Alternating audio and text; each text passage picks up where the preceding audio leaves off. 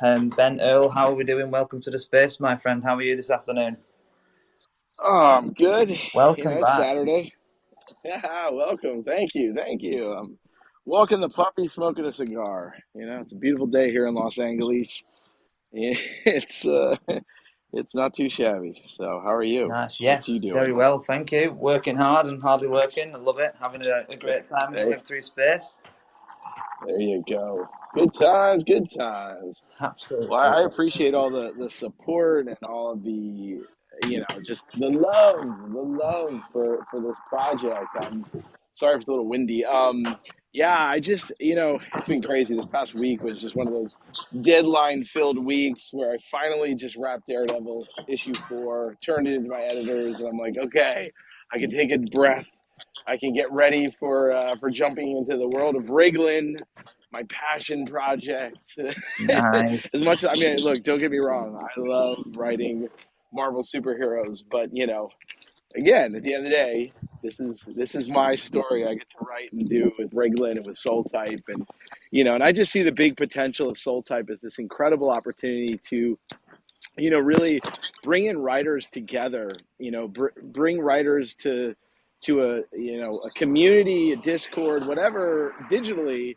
But I also see the opportunities in physical. I'm actually throwing. 15 years ago, I started Comic Book Sunday, and this Sunday we are throwing the 15-year anniversary at my friend Jim's place, much like we did many years ago. And it's going to be in the backyard, and it's going to be very sort of low key. And it's cool though because all the folks I started with 15 years ago that I invited and brought in we're all a bunch of young, wanting to be writers, and now they're professionally doing it. Whether it's, like I said before, doing shows on Amazon, like The Witcher or The Expanse, or doing projects with John Carpenter, one of my friends.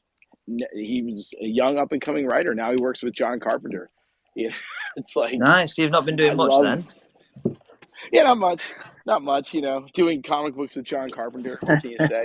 But he said, he goes, Ben, he's like, I owe you my career, and I'm not like one of these people. It's like, oh man, I need all these accolades. I don't give a shit about that. For me, it's always been about building great stuff so people can all learn and grow together. But the fact that that's all happened and because of an idea that started, it all came from an idea.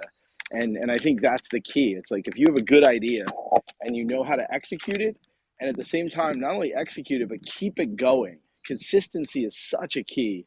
And if you can be consistent and show up every time. I mean, I showed up, I threw over 200 events for Comic Book Sunday.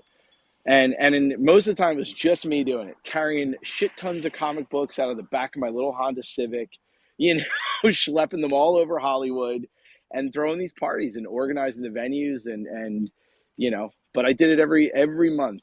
I did it every month for 10 years straight, and it was a lot, you know. So Got to I do it. understand. You got to do it. I understand the struggles of, starting communities, building communities, being consistent, connecting people through good ideas and basically creativity at the end of the day. I mean, creating stuff together is such a big key to it. Yeah, absolutely. You're not wrong there, definitely. And it can be a very tough process, but also a very rewarding one at the same time. When you bring people together and watch magic happen. I just want to quickly say as well. I just want to introduce the co-hosts tonight. We've got Tricky Booty from DeFi Space Donkeys and the Bacon Sandwich, and obviously the community. What's up? How we doing, guys? Hey, it's Tricky Buddha with DeFi Space Donkeys. I was just in a place earlier and I was pitching, and I did bring you up, Ben. I was talking about good projects on Soul, so I was just using your name to brag a little bit. Oh man, thank you, brother. Which was that? The Doodle Genix group? It Was that was the? right before that one. It was Okay. the Shark Tank. Oh, nice, Yeah, nice. yeah. Cool. Well, thank you. I appreciate it. I appreciate it. So yeah, because I saw you. I popped in the Doodle Genix one earlier, and I saw you in that space. So trying to keep up with all this stuff. It's Tricky's challenging. everywhere. Yeah, Tricky's Tricky's everywhere. everywhere. Yeah. yeah. Multiple communities trying to bring everyone together. But yeah, some spaces are more serious, some are more fun. That one's definitely more fun, more on the silly side. There's some later night shows that are a little bit more adult, and yeah, but the morning shows were pretty good. This the Shark Tank was a great opportunity, and I'm trying to bring them into the community as well. You know, they have good spaces, so we need to combine forces, I think. Yeah, absolutely. So Ben, I was just going to quickly ask, so are you speaking on behalf of Soultype tonight, or are they coming to speak on behalf of themselves? That's a great question. I don't know. I didn't. This kind of popped out of nowhere. I saw you had texted me, and you were like, "Oh, I got something to talk to you about." I was like, "Cool, tomorrow," and I didn't realize it was jumping into a Twitter space. And then I saw that it was Soultype was in it, and I was like, "Oh, cool." So I'm very much of the mindset of like, you just tell me where to be, and I'll be there if I can be. Yeah. So I was texting with Paco this morning. I think he's on your guys' time zone. I think he's +8 for me. So it's not too late for him. I think it's 9 for him too. So I can ping him on WhatsApp, but otherwise we can just jump into whatever we're going to talk about. Yeah, ping him a quick message and just let him know we're all waiting for him. Yeah. Yeah. Hold on 1 second. Yeah, and I suppose in the meantime, if you can sort of talk about your experience with, Soultype, how you find utilizing their platform, and maybe some of the benefits of being a comic writer or an author coming into Web3 and using that platform. Yeah, hold on 1 second. Sorry, I've got 8 things going on. The dog's pulling. Yeah, no problem. Don't worry. Sending Paco this if in the meantime, WhatsApp. I'll give you a quick second here. I'll try to pin something from your profile, and also everyone retweet the room. Tag a friend or two, maybe retweet and share it to some communities. You can also just put a GIF down there. Any interaction is definitely good for the algorithm. Let's grow together and push this out. Absolutely. Well said there, Tricky. 100%. But yeah, no, thank you for coming. I just pinged them. Nice. But yeah, no, thank you for coming on their behalf, because when I reached out to them, they said to reach out to you, so I did. So sweet. Here we are. Well, here I am. Yeah. Look, here's the reality. I love what Soultype are doing. I really genuinely like their team. And I'm seeing, there's a much bigger play here than just being, a place to get ebooks. And I think that's the difference. I mean, you look at something like Amazon, which launches just as a marketplace, right? It was a faceless marketplace. Now we look at Amazon and we're, always looking at, there's Jeff Bezos, right? or Amazon Prime and the personality behind what Amazon Prime is now. When you get your TV or whatever, The Boys, whatever show you're into. But I think, with what we're looking in Web3, it's this idea of, you have a lot more opportunity to build a personality right from the beginning. And I think curate that community and that personality with projects and with people. And to me, really, that's what interests me the most about Soultype, where, as a creator, you can come in and ultimately say, hey, let me build a fan base. Let me connect them in here, and then ultimately let me token gate them into my own channel, where I get an opportunity to connect with that fan base as much or as little as possible. Obviously, you would want to be more active if you want to really build yourself a fandom. And I think that's the thing that Soultype allows for in a very clean and simple way. And I think one of my issues in the NFT space has always been that it often is so confusing to explain to a lay person, I guess you could call it. Like if you're sitting on a bus, can you pitch that person what you do, right? Like, can you pitch that person, hey, this is really a good idea to get into this? And so often it's like, especially when it gets into tokenomics and this and that, when it gets really confusing. And when you can tell someone, hey, I've got this book, and you can join it, and you can get your NFT, and you don't even have to use it. You can get your book through a digital collectible cover, and it gives you access to the community that I am present and part of. And by the way, here's my resume. Here's what I do. I think that's a much more solid way to really help, and I hate using the word educate people, because it's not about sitting someone down and educating them. I think you need to entertain people first and foremost. And I see projects and companies like Soultype being really pivotal in helping sort of build that bridge between, Web 2 and Web 3, between, people that understand what NFTs are and people and then see the real value and potential of it, and that ultimately can, bring in that next generation of people. And I think, these are the kinds of projects, and I'm not here just going, oh yeah, let me show my own. I'm just saying, like, how can you sell someone on the idea of like what an NFT is, like get them through the door. And I think, in my opinion, Soultype is a company that has that potential. I mean, and it just is, it's really simple. You go and buy your book, and you get access to a community. So I mean, that kind of is my overall like feeling and what I got really excited and interested in when, Paco first came to me, because I was like, yeah, maybe, I don't know, or people, I Yeah, was a little, I was like, and especially, because when Soultype first launched, it was anyone could go and put up their stuff there.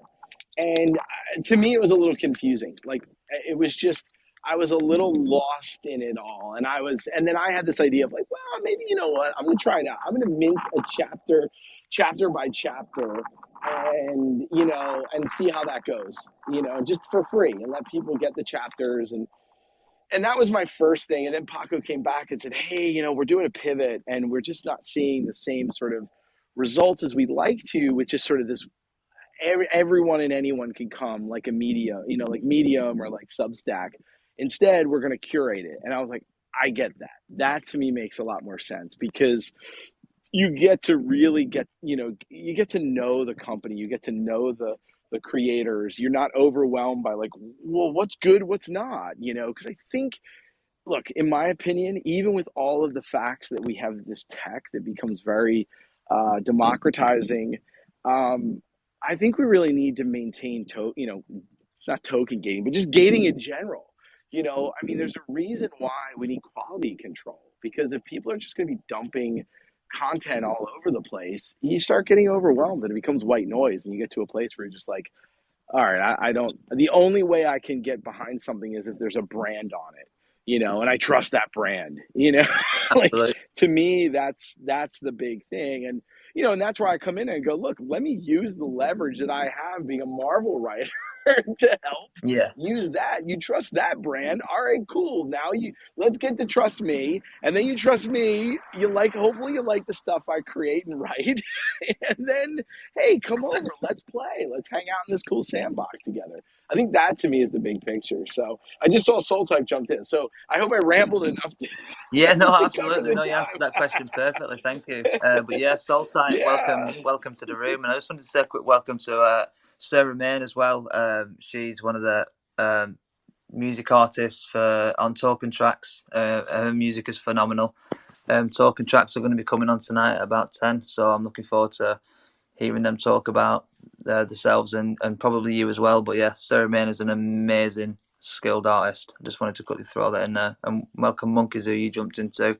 But yeah, Soultype, I've thrown you an invite up to come to the stage whenever you're ready. I think Paco just texted me. He said he's with his family. He said it might be a little tricky, but hopefully he can jump up and at least say a few words and kind of give you guys a little bit of the backstory of Soultype Yeah, that'd and be how brilliant. they came about. But yeah, there's Paco's in the mix. Don't forget, Rev's got 5 kids, so having kids screaming in the background and stuff is pretty normal. Yeah, well said. There you go. Well, I don't think Paco's got the kids. He's not a papa like I am. But my son's a little older. He's at that age of 12 where his scream is like, Dad, come on, I just want to watch some more YouTube. Oh, that preteen hormonal rage. I'm like, come on, man. Seriously, you want to watch wrestlers shitting themselves? Come on. Is that what you're watching on YouTube right now?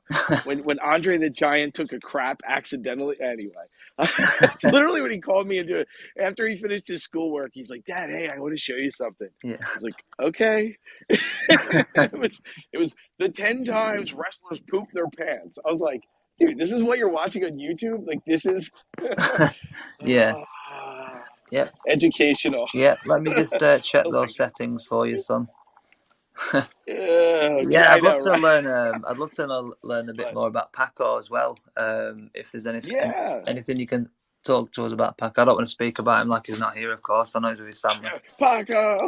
Yeah, Paco. Yeah, well, if you can jump in, Paco, please do. Otherwise, I will do my best to, kind of give your backstory a little bit. I mean, I don't. Again, I don't know. I mean, we're always learning about each other I as want to we hear his go. backstory from a storyteller. Yeah. Well, a long time ago, there was a man named Paco. And it's all going to be in verse, okay? No, I'm just kidding. yeah, Try to rhyme. yeah. If we The can rhyme of represent the him, ancient mariner. if we can represent him badly enough, he might feel the need to come up and. Yeah. Yeah. So there's this guy Paco. Let me tell you about this Paco guy. Yeah, he's got this thing called Soultype, eh? No, anyway, I mean, look, my experience, Paco comes from more of a design and there he is. See, did I hold it off Yeah. enough for Paco to get you up here? Hey, welcome to the stage, Paco. Thank you for joining us. Can you hear me? Is- Loud and clear. Yeah, there he That's is. There he amazing. is. There's the man himself, the myth, the Trust mystery. me, guys. Yeah, I'll let you. I was just, just thinking. In fact, it was good if I jumped in. No, but amazing to be in the chat. Amazing to hear you guys talking. Yeah, about me, my background, in fact, is more into product design, user experience, and obviously the whole challenge of blockchain and NFTs was super appealing, and understanding how the creative world worked in that space. So when I connected with Ben and the possibilities came around of what we could do, that was just on another level. It was just incredible. So yeah, when I heard about the potential of working with someone of his caliber, and the story of Reglan within the context of Soultype, so actually launching it as a collection of itself, that was just an opportunity that kind of shifted our focus completely towards supporting this vision to become a reality. That's really what it's all about. But I hope it gives a little intro context here to where we come from. Yeah, I did a little bit. I mean, I think, it'd be great to just because what I was talking about was the power of what Soul Type is right now and what can be. Because as I've said before, with you and just kind of offline, I guess you could call it, where I see the great opportunity of creatives coming together and supporting each other within a community. But also at the same time, you've got fans being there. And then at the same time, fans that also potentially would like to be creative. I really, excuse me, I really believe the future of storytelling is this sort of cyclical space where, there are kind of people that curate and create, build worlds and sandboxes. And then there are the folks that are in that fandom that ultimately get to play in that world. And that by doing so, people all get to rise together. People all get to make money at the same time. Because at the end of the day, it is about making money so that we can, have sustainable lives. Art should also be there with the same with commerce. And I think that's always the biggest challenge. When it becomes too much about commerce, it destroys art. And when art becomes not at all about commerce, it becomes completely experimental. I went to a little side note. So I went and saw an experimental dance show last night. It was very interesting. So I'll say. And sometimes, you're trying to find the story, you're trying to find the anchor, and you're going, okay, it's just about an experience, Ben. 45 minutes later, a lot of people running around and stomping their feet. Okay. We find the balance between art and commerce, how we can entertain and ultimately how we can bring people into the fandom so that they can actually learn and grow and become storytellers as well. And, And I kind of feel like that's where Soultype comes in yeah, with what they're trying to do. Like you said earlier, they're trying to bridge this old school world into this new technology. And one thing that we've probably noticed as a community here is that's kind of like an underlying theme of a lot of conversations that are happening right now. Is how can we bridge the gap between that old school world and Web3? And one of those vectors is media and storytelling for sure. Yeah, well, I mean, I think, we all know that world, right? It's the easiest thing to pitch someone and say, hey, I've got a really cool story. Do you want to play it as a video game? Do you want to watch it as a movie? Do you want to read it as a book, read it as a comic book, whatever it is. People get interested and excited because it's something that becomes relatable to them in their life and their world. And I think that's, one of the big things because, my biggest issue in the NFT space when it was first launching, in becoming very popular, right? When it really took off, was that so much of it was just about, hey, this is all about making money and getting rich. And to me, like that was never what it was about. When I first got into blockchain and we were looking at it as a technological sort of tool, as a tool to actually bridge creativity, we were always looking at it as a portal for transmedia and as a key or something that you can carry between all of your different verticals of storytelling, right? And that was always how I saw NFTs in the especially in the creative space. But I mean, it's like it's owning something, And when people say, "Oh, it's like owning, your digital skin or whatever it is," yeah, that's part of it too. But that's still a part of the creative. Like, just like you own digital clothes. Like, if you own real clothes, like you wear them because you are presenting a part of your personality. And if you're wearing digital clothes, like that also connects to being a part of your personality.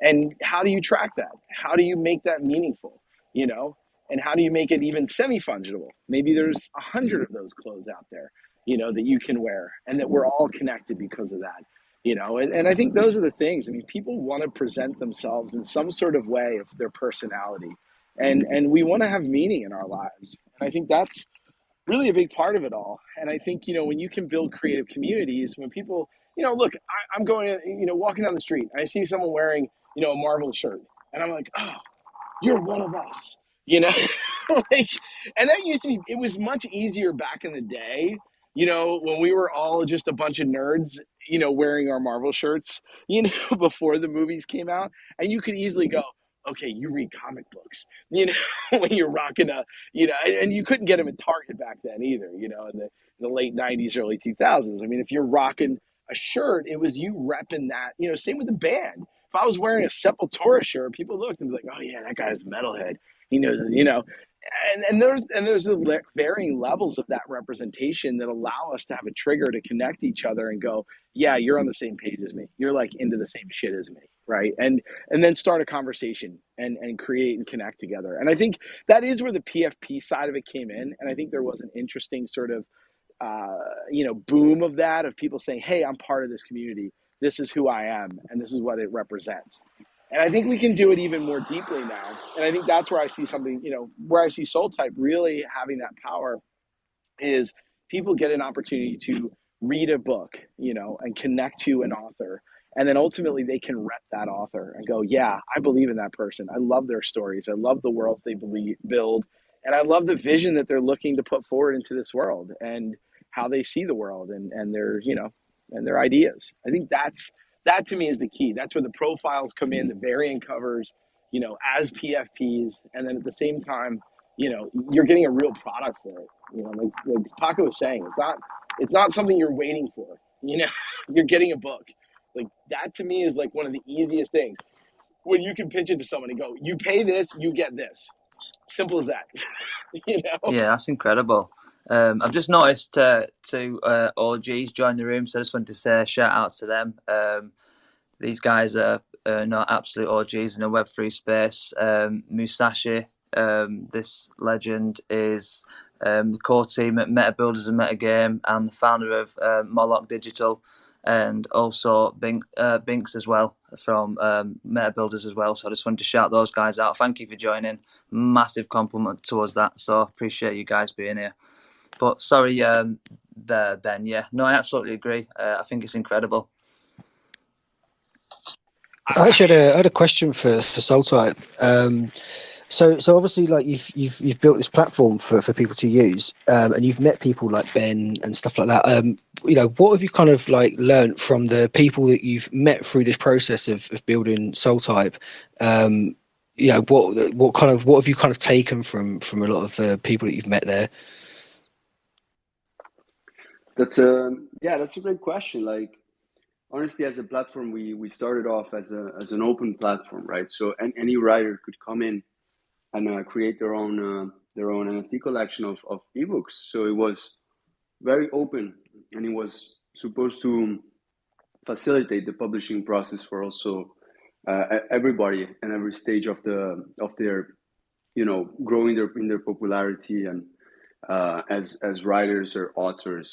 And the realization that we had in that process is that unfortunately it is not as easy, obviously, as with any NFT collection to just create an NFT collection and put it out, right? There's a whole promotional side that comes to doing that and actually attracting a set of people that want to read your work. So it's not that if people don't want to read your traditional books, stories, that then if you make it into an NFT collection, that then they would. So that was obviously a learning curve for us in understanding you need to work with people that are on a growth path also, and that really mean it and really are passionate and are heading towards creating their reputation for themselves or already have. So someone such as Ben, and we work with other New York Times best-selling authors and other great figures that come with a set of reputation that they can also leverage in order to attract those readers and also people from Web 2 just towards Web 3, and also understanding obviously the methods and the ways that crypto natives fully get. So that was, I think, the biggest learning is to focus on helping one writer at a time, focus on helping a few in order to then be able to help the many. Because once this technology is brought to everybody in a concrete way, tangible, that makes sense, that creates a success story, then you can progress in helping the one with a few hundred fans, with 100 fans. It doesn't matter, and then you grow it from there. So yeah, that's a major one, I would say. But great question. Yeah, I mean, I looked at some of your website bits and stuff like that, and one of the things that I kind of noticed was how you want to really kind of push, use it as a launch pad for people to to launch these kind of things like with Ben's project, Wriglin. There are some really, you're kind of providing a solution to a problem, and it's done in a Web3 world. Yeah, that's indeed a great point. We're really trying that, and of course it's interesting because there's a million ways to do it. One thing is approaching the technological challenge into building this, and having the content of the book encrypted and the encryption process, and then you want to be able to read and whatnot. But the other is really the promotional end, which is a world of its own, where there's a lot of methods that need to be applied, and that's obviously the major mission in our scenario. But yeah, I would assume that that's a big challenge for you guys. Is exactly trying to get as many eyeballs as possible onto what you're doing. Yeah, definitely. It's about also not just aiming for the flippers, people that want to flip fast and make a 5% gain quick. It's really about looking for people that care for the meaning of this technology and actually reading the content of the book. Because if it was to make a quick 5%, then we're not in it for that. We don't want to. It would not be the service that we aim to provide. So yeah, and that obviously comes with trying to bring truthful readers that are willing also to invest a little bit of money. We made, for instance, free collections, and they sold out instantly, of course. We made stuff for very little money, like 0.1, and that was also very smooth. But then you want to target a group of people that is willing to actually support writers, and not just buy for 0.1, sell for 0.15 is different. It needs to be obviously welcoming for everybody, and that's why we also have different tiers, different collections on different levels.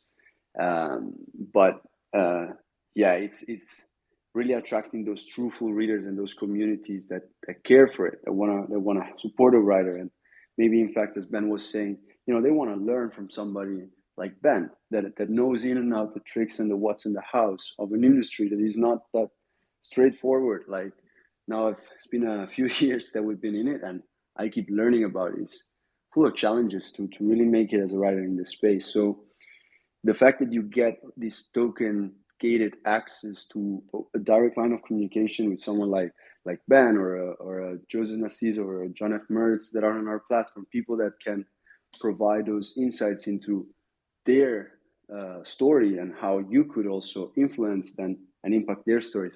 I think that that's quite special and unique, and is not out there, you know.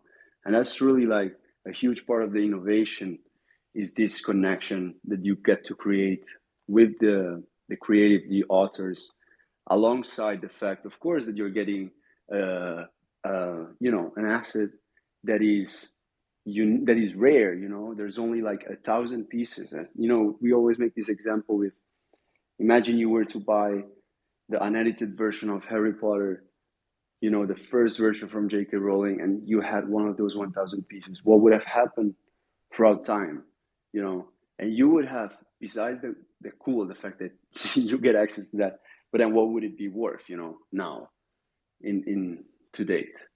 And those are some of the drivers that really led us to focus on this so much. Yeah.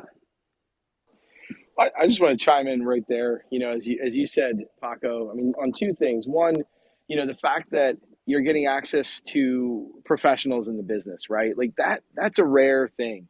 And you know, when you have, you know, as you said, a New York Times bestselling writer, you've got someone who's actively writing comic books with Marvel, and you know, all these different people, and building a community of those kinds of creatives and writers, and then building also another creative community of fans that can discover other writers, where you know, someone like E.R. Donaldson's writers or readers may find, you know, oh, I want to check out Riglin, or vice versa, like you guys coming in and, you know, Bacon, you finding, oh man, this last vampire is pretty cool, this guy E.R. Donaldson, you know. It's like there's all these different writers. I think it was actually, I don't think E.R. wrote that one, but my point is that you've got this opportunity to start discovering, and it becomes, you know, a really cool collective process where people get to read these books, they get to talk about them, they get to talk directly with the authors, they get to hear about their process.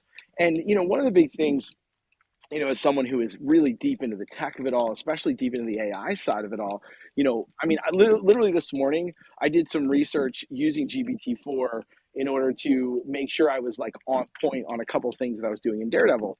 And, you know, I'm not using, you know, and it's not I'm using the APIs of OpenAI to really kind of fine tune certain things and figure things out.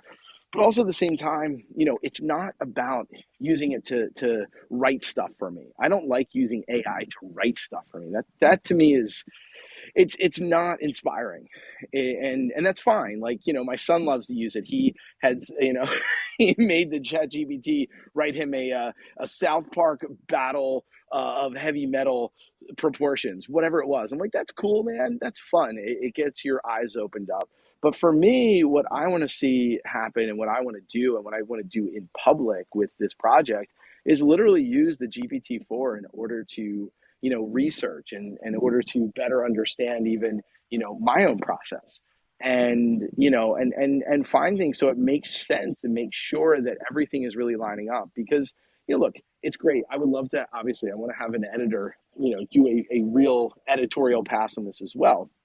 But why not use tools that we have, new tools that are coming, in order to help speed that up and help facilitate a better, smoother process, and see how that works. And I think that really excites me.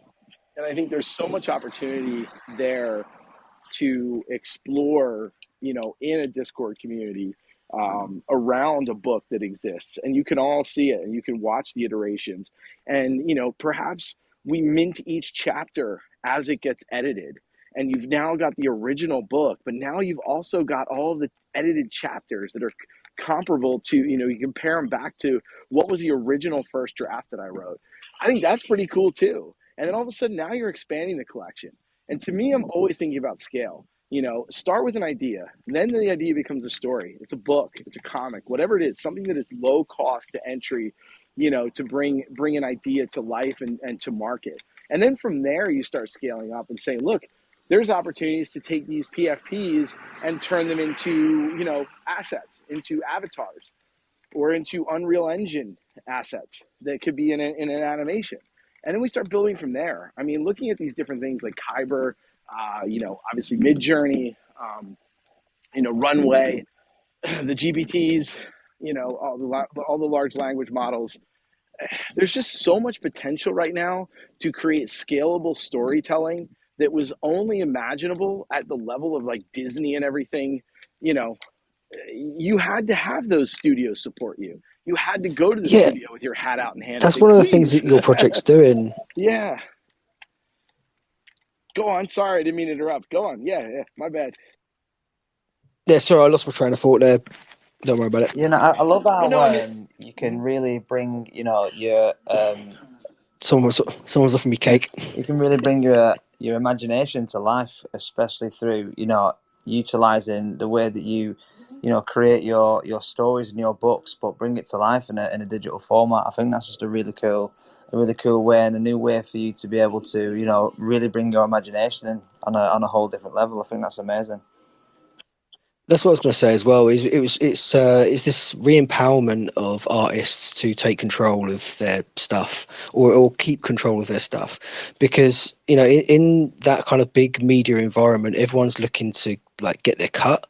And with something like this, it gives the power back to the artists. And it's more of a direct connection between the artist and the fans as well.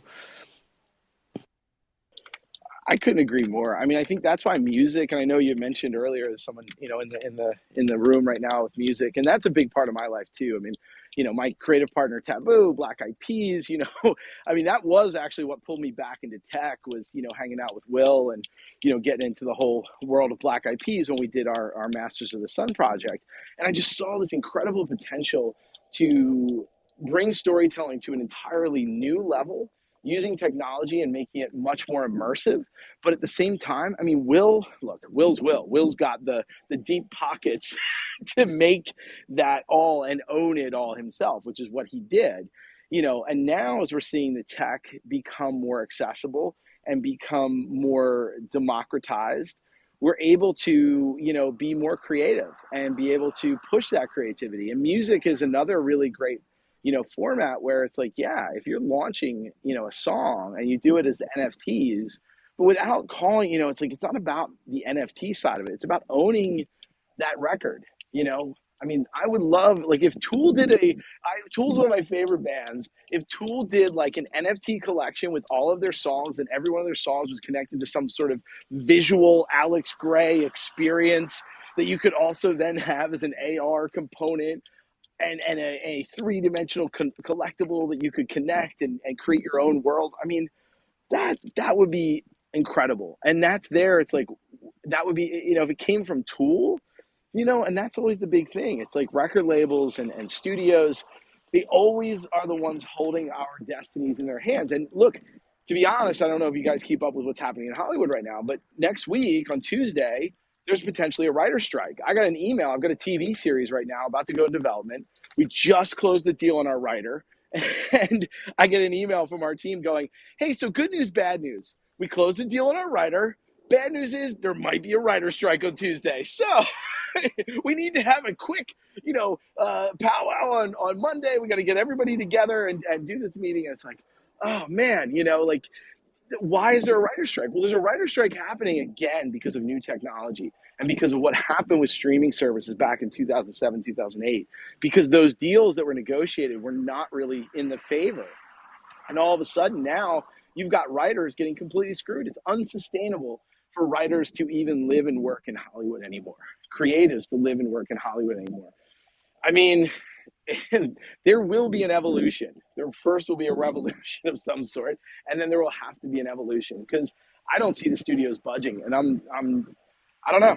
I mean, I hope they do. I hope they come to a fair and equitable, decision. But it's a challenging time, and who knows? I mean, when stars align, big things happen, and I think we're seeing this happen where. For me, I'm in this space and going, look, if I can help bridge these worlds together and show creatives there's other ways to get your worlds out there, get your stories out there, where you're not completely dependent on the studios, I'm all about it. Like, don't get me wrong, I love the studios. I think there's a great thing there because the studios have done such good in kind of building brand. We know and we trust that brand. There is gatekeeping happening, like I was talking about earlier. But to be honest, you know, the gatekeeping sometimes also screws the great ideas, because those great ideas are not yet proven. And then the question is that it's like, how do you get a job without having experience when they want experience? Well, you need you need to have experience to have this job. Well, I just got out of college. Well, sorry, kid. Like, where is the entry level shit? Like, how do people get into having those opportunities? I think that's where this new movement is really going to shine, and we just have to show it in ways that are understandable for people in traditional media. Absolutely, I feel like there's a revolution in the air. I also want to ask Soultype another quick question.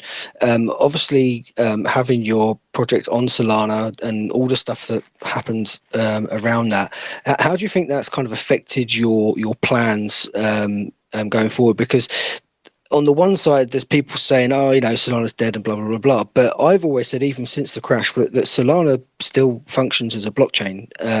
It still works. It still does what it does. It's still super fast, super cheap. So there's a very good chance that Solana will continue and maybe even thrive in the future still. I want to get your thoughts on, obviously, the particular chain of Solana, obviously hosting your name and your project. Yeah, this is also a very good point. And look, the way we started out was obviously in a different market situation. It was about 2 years ago now, so Solana was thriving, super strong, and for us it was just a logical choice. We were like, hey, all the good stuff has been built on Solana, and we kicked it off, and and for us it was also quite not a smooth journey, but the tech was handleable. So we went for it, and it was good. Eventually, now things are a bit different. There's been obviously some challenging phases, but as you say, I still think that the Solana blockchain has long-term potential, and for us, it's about what our product enables more than on which blockchain it's been enabled. We are not like that strict about that. So for now, the technology works. So we are on Solana, and we believe in Solana also. So we advocate for their tech, but we also are open depending on new technologies coming up and what becomes more of a simple standards. Perhaps we're also okay with adapting to what is required. That said, we are now also in the talks with people over at Solana, and that's very good. Ideally, we just get some good relationships with their team that support us in building strongly and continuing on the right path. Because obviously, when you get the support of a chain that helps you when you have a major technical issue or anything like that, that's huge, and it provides a lot of growth for yourself, for the team, and for everything. So yeah, this is where we stand, and and for now we're here. It's good to build those relationships, because it's a mutually beneficial arrangement, really, because you're hosting your amazing project on their chain, therefore they should have an understanding of what people are doing with the chain, and communicate with those guys, and it's good to hear that that kind of stuff is going on, where there is that kind of structure of communication. Yeah, exactly. We'd like it to be way further than what it is. We obviously would like to be just in super direct communication with the people as high as possible in Solana. We've got relationships ongoing, but we want to grow them. I don't know if anyone here has like deeper connections within Solana. If you do, please connect them to us further. But we've got some great initial conversations and support, which is nice. But yeah, this is the state. Maybe Ben, you also wanna jump in on that? Sorry, I was just getting the puppy home. Yeah, yes, yeah. I mean, look, I think Solana is a really great chain. You know, when it comes, especially when it comes to gas fees, when it comes to speed, when it comes to just for technological answers. I think, you know, I have also, you know, been talking, you know, from before and before we had launched this project, you know, and having been in the space for a while, I've been talking a lot with Polygon because one of the companies I also advise, it's a gaming company, you know, is all on Polygon. And I think, you know, there's a lot of opportunities between these two chains that, you know, why do we have to limit ourselves to, you know, a specific technology? To me, it's like a printing press, right? Like if you're going to print a book, it doesn't matter if you're using, you know, the one printer who uses high gloss paper or the other printer who's using more of a, you know, coarser paper. At the end of the day, if the printing press works and it puts it out, then you get your product. And as long as the product works, then you get to be able to do with it what you will.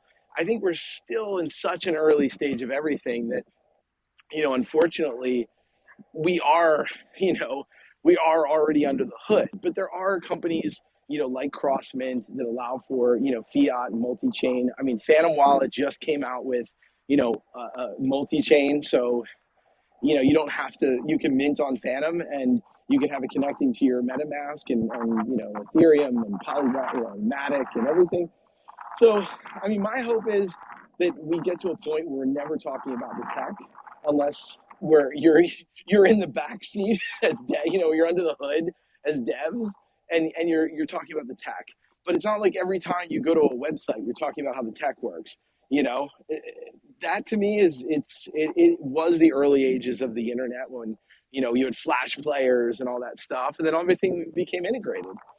You know, which QuickTime movie, or is it an MPEG, or is it this, or is it that stuff exhausts me. I had to spend too many years doing that part. There is an issue. There is an issue, isn't there, where you had, you know, if you had something that was saved on an Apple, you had issues running it on an Android, or, you know, and stuff like this. And it's just a headache. But one thing I've kind of noticed recently, sort of with the crypto tech, is bridges are getting much better. There's some really novel tech out there at the moment that is kind of solving the issues with bridges. And I think that we, in the future, in the not so distant future, might live in a world where all that stuff is bridged. And like you say, it won't really matter what chain you're operating on because it's all interoperable, as long as it's conforming to like an ERC kind of standard. I think that's the road to the metaverse, right? I mean, you know, that was a conversation that was so hot a year ago or less, and now it's everybody's just talking about AI. But I just feel like we need to have more holistic conversations about where are we going? You know, what is the point of all of this? And to me, the point of all this is connecting people through meaningful relationships. You know, through fandoms, through stories, through commerce, through opportunities. And you know, it's going to be a very challenging future we're facing. You know, people that are talking about how, oh, we're going to control AI and we're going to be able to structure it and develop. No, you're not, because you start getting into the conversation about intelligence. And intelligence is an entirely much more esoteric and deep conversation than any data scientist. You're getting into the world of philosophy, and that's a whole other realm. And you start getting esoteric about it, and people can't control that. There is so much chaos in the universe that we don't even understand. I feel like as humans, we are just we're seeing things through a pinhole, and we think that we see the entire scope. And it's like, no, no, no. You're just seeing a speck. You know, if you could see all the stars in the universe, your brain would explode. You know, and I think for us to even try to understand what intelligence is and how we can control all this, it's asinine, and it's, you know, the hubris is great, but I think at the end of the day, what we have to do is make stuff that has meaning, and things are going to connect as they do. And we just have to have faith in the fact that we're doing something because we love it and we care about it. And we're working with people we care about and we want to work with and we want to create with and we want to build with and all that stuff. Because what's the point? What's the point if not? You know, if you're not doing what you love in this life, you know, we only got so long, and that's really it. So I just hope that we can get out of that, you know, headspace of, getting so lost in the sauce, just so lost in the nuance. And it's like, no, do you want to hang out? Cool, let's be friends. Let's talk about comic books. Let's talk about what our favorite movies are, what got us into what we want to do in our lives, and the why. Or maybe we're at a point in our life where we're like, yeah, maybe this isn't the right path for me. And you need to surround yourself with people that are inspiring, that are doing things that are, scary. Because to me, like, that's the power of community. And you get to surround yourself with great people that push you and make you feel that you can do it.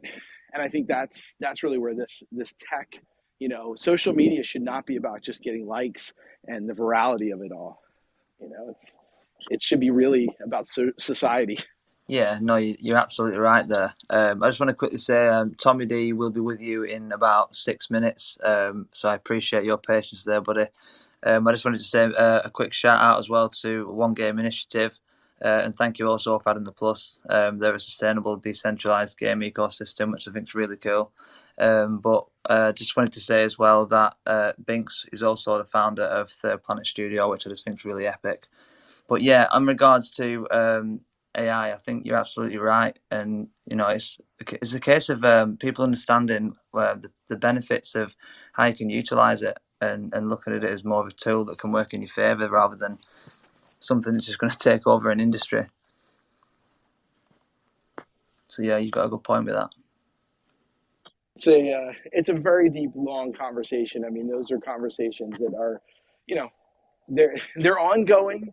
But what I would like to do, and anyone that joins this the Wriggling community and the project and the book, I mean, my vision is to turn this into a transmedia project, to build into a universe.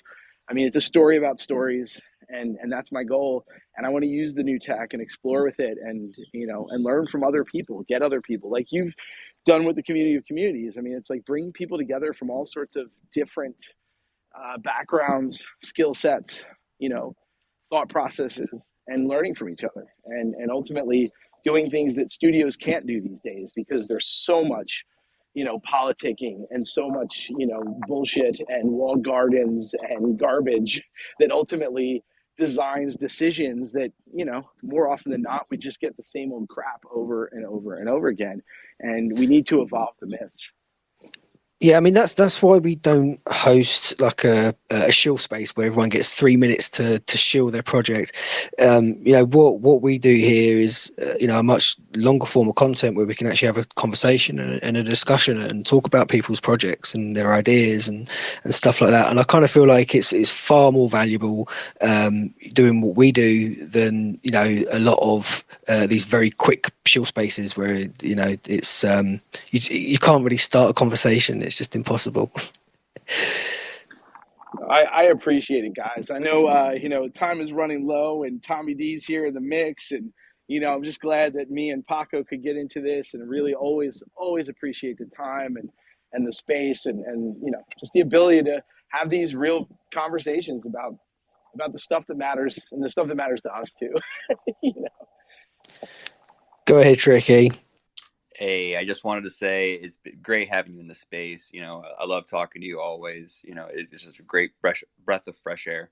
Everyone, this is a great opportunity to retweet the space while we're between guests right now.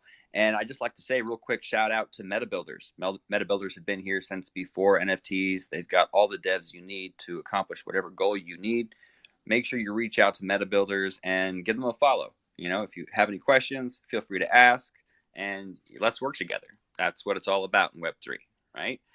Also, we have a community project we are working on where we're going to have a book. It is 100 pages. It's 150 Matic.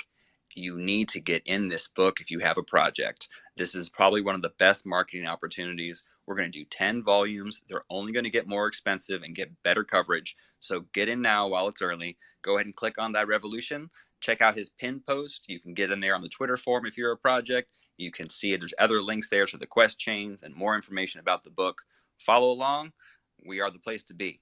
We are the community of communities. Thank all of you for adding the plus and joining us today. This is a great space. Please tag some friends, retweet the room, and let's freaking grow. Happy Saturday, everybody. Great stuff, Tricky. You're so good at that stuff. It's unreal. It's such a good hype, man. It's unbelievable. Well, look, Tommy D's on the stage. I met you a few weeks back at a TokenTraxx event hosted in London at the Dolby Studios, which is really cool. I was the loud one with the ponytail in the front row. How's it going? The loud one with the ponytail, that narrows it down a little bit, I think.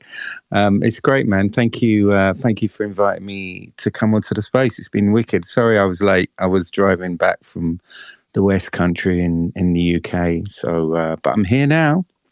Hey, you're welcome. Thank you for joining. Welcome. Yeah, appreciate it. Yeah, no, don't worry.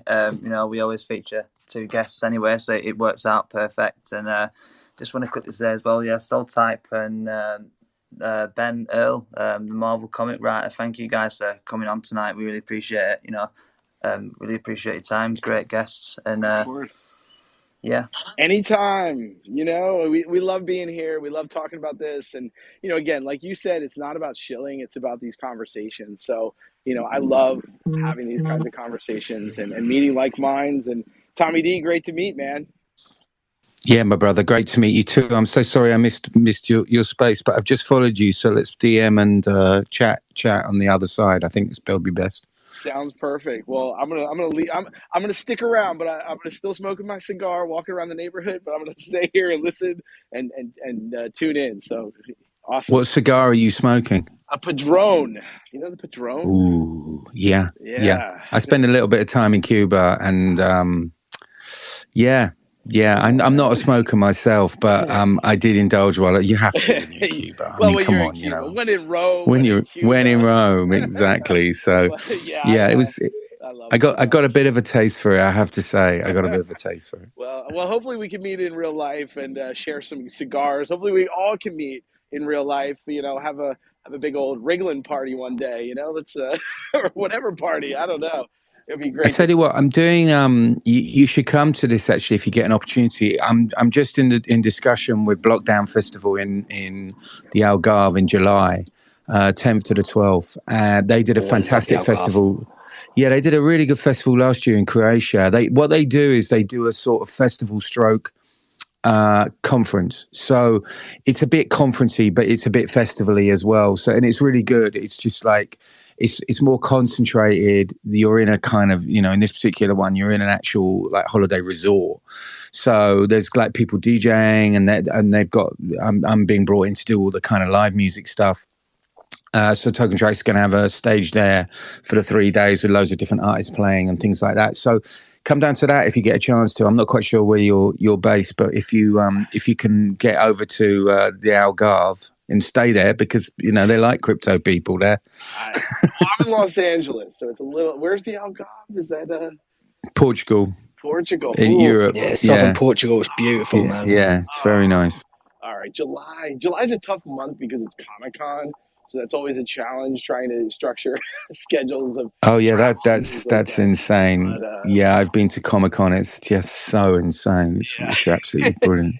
You got to do that, man. Well, I got 2 books actually coming out in July. I got Daredevil's issue 3, but I also got this Edge of the Spider-Verse dropping. So I'm kind of leaving July a little bit open just in case we need to do some, that promo shit. But man, Portugal sounds amazing. I would love to be there, so we'll see. I'll put it in the. We'll DM offline. You tell me more, and I would love to see if it can work. That'd be rad. Yeah, you can't write comics for Marvel and not leave your calendar open for Comic-Con. It just wouldn't work. But yeah, Tommy D, welcome. Thank you for joining. Really excited to speak with you guys tonight and, dive deeper into TokenTraxx. I was with Bacon, the man with the ponytail, at that event, and it was absolutely astounding. Sarah Main's music was played, and my mind is still absolutely blown by the amazing talent that she has, and it's amazing to see just the relationship that between you guys, and the way that she was able to really work her magic and get creative, and just had full support in that. So I'd love for you to dive deeper into you guys and what you do. Well, first of all, shout out Sarah who's in the audience, and I don't know if there's any space on the stage, but if you've got some stage to bring her up, then maybe because to be honest with you, she did She did it all. I mean, she did absolutely everything. I actually met Sarah at a Dolby event. Although we then subsequently worked out that we know lots of the same people. Sarah is a really legendary DJ in the Ibiza space, particularly, but really just like internationally. And I knew of her before, but I met her at actually, fun enough, another Dolby event from before, and we got chatting, and she was explaining to me that, well, actually, the other Dolby event they played her Dolby Atmos mix. So we were chatting about it, and obviously because of my background is music production and songwriting, and an artist as well, musical artist as well. So for me, I've always had a great relationship with Dolby anyway. I've been working with Dolby for decades, helping them and developing concepts around Dolby in general. Just, as a great, they're just a really good resource for like sound recording people. And when I got into this space in 2016, I got into crypto in 2016, and then sort of discovered the NFTs a bit later on. I always had this vision that sound would, because everyone goes on about, metaverse, it's all about vision. And of course, sound is just as equally important an emotion as vision. So I quickly kind of got my head around that as a concept quite early on, and have been working with metaverses to sort of look at metaverse companies to look at different concepts around how we can take the experience to the next level. Obviously, there is a limitation to what you can do with Atmos in regards to using it through browsers and stuff like that. But we're working on that. And like with everything in this tech, and absolutely with the guys that were speaking about the tech earlier on, everything in this space is about finding that fine sort of line between building engagement with people and adoption with people based on the equipment and the technology that we have at the time, because it will get more user friendly, it will get easier to use, and importantly, it will get more invisible, because I think that's the point we want to make, is that nobody knows how to use how a laptop works or an internet works or a mobile phone works. We just use them, and that's the most important thing. It's how to use the technology, not how the technology it works. So I think, with Atmos, it's a really, obviously, people complain about, I listened to an Atmos mix of, Riders of the Storm by the Doors, and it didn't sound right. Well, of course it didn't sound right. You used to listening to it in stereo. You listen to it in a Merc, which is an Atmos sound system in there. You don't realize you're listening to an Atmos sound mix of Riders of the Storm. It just sounds great. And that's the whole thing, is to try to take these things next level. So with Sarah, we just started chatting about stuff, and then she, I was blown away by the track anyway. And she did it all. I mean, it's, I am just a humble servant in regards to Sarah. She's just incredible with her embracing all these technological concepts and ideas around Web3 and AI. And it's great. Sarah, please tell them how you made it, because it is absolutely brilliant. Hi everyone. Welcome. Thank you for all the lovely comments, and welcome. Really good to speak to you again. That I'm here and listening in. I just get really, really excited with all the new tools that we've got to use as creators. So like, I sign up to all the betas and like just try everything out. And I guess with the project that we had at Dolby, it was a real chance to sort of bring everything together and make it into one full project. So the idea is that it's an actual evolving story. That's why I found what was being talked about before really, really interesting, because the project that I had was, it started with a story about Darth Vader, who are like space travelers, space warriors that are using their sound for good throughout the galaxy. And then that was supported by the music. And then I created characters in Midjourney. And then I created a 9-chapter story. And then each chapter had one image made in Midjourney, which was the prompts were inspired by the actual storyline. And then I put those into Kyber, and I chopped the song up into 9 parts, and I put those into Kyber, which is a sound reactive animation AI tool. And then I made the the 9 parts, and then I put it all together, and yeah, it's become like this whole like project. And I feel like it's just the beginning though, because it feels like it's going to evolve, and I actually want the project to have like a load of audience participation and get the audience to help sort of grow the project and sort of steer it in different directions, because there's so many opportunities for the storyline to expand into different paths. So anyway, And that's what Ben was saying earlier. I hope that explains it okay. Yeah, Ben was saying something along the same sort of lines earlier. Yeah, I love this concept. I think it's great. This is exactly where my head is too. So nice to meet. I just followed you too, Sarah. Yeah, you two absolutely should engage, because it's just, you know what's I think the interesting thing that I find is when I first started in the industry, you know, I'm 30 odd years ago, I started in music business, and because it was so expensive to buy technology, you only could be one thing. You know, I chose music because I couldn't buy a load of photographic equipment or video equipment back in the day. In order to do music, you had to buy equipment or be in a studio or something like that. Everything cost so much money back then. And, you know, and now you've got, you know, laptops, you've got phones, you've got iPads, whatever, that are totally multimedia and totally, you know, so every artist now, I feel, is not a musician or a photographer or a filmmaker or a script writer or a poet. Well, they're all those things, because you can use creativity as your base, you know, as your base talent, and then you can explore all these different things. And I think if you're getting messages across, then utilizing visuals, utilizing sound, utilizing words, whatever, now utilizing AI to sort of bring all these things together is absolutely where you should be as an artist. You know, I think we're creators. We are not musicians. We are not, you know, we're not these individual things anymore. I think that's how I feel we should look at ourselves as creators now.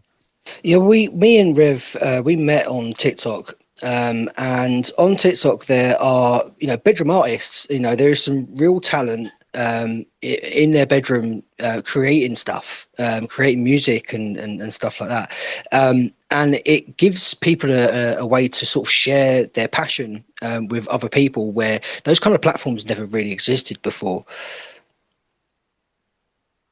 Yeah, I think you're right. I mean, although I've got, as anybody listens to my regular Twitter space that I do on Mondays at 6 p.m, as anybody who's listened to that will attest, I have a deep-rooted, not a hatred, but a deep-rooted concern around TikTok, and it's the fact that it's tied into one of the most extreme civil liberty reducing regimes and surveillance regimes in the world, which is China.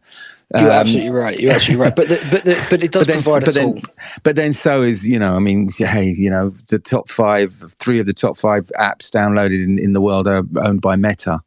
So what does that tell you? You know what I mean? This is one of the reasons why I think I got into blockchain. It certainly fell in love with the ideas around decentralization, is because slowly but surely I was feeling my civil liberties and my freedoms being quietly eradicated by my own choice, I might add, because it is so easy to shop with Amazon. It is so easy to use Instagram for pictures and TikTok for little short form videos, and you know, and it is so easy, and Google to use everything, you know, search, maps, whatever, blah blah blah, recommendations. It is so easy and so effective, and they just work. Everything just works.